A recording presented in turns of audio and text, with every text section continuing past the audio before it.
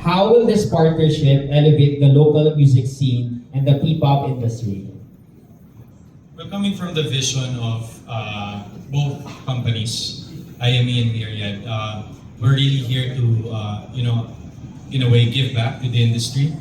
And syempre, kung meron ba tayong i-highlight, mag-highlight ba tayo ng ibang lahi when it comes to being recognized in the global stage? Syempre, kung ano yung atin, yun yung pagyayamanin natin, di ba? Yun yung doon tayo mag-i-invest, doon tayo, sila yung i-highlight natin with this performance because they deserve that strenuous amount of years of training and dedication, honing their craft. I mean, yun eh. Despite of everything that's happening around us right now, I think at the end of the day, wala namang sasalo sa Pinoy kundi kapwa Pinoy din. So that's the vision that we have, that we share together.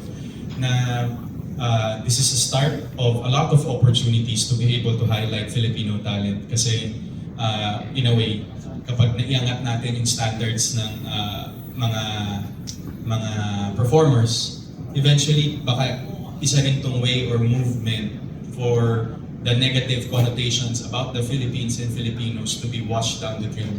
And I think all of us share that same advocacy dahil there's a lot of reasons to highlight our country.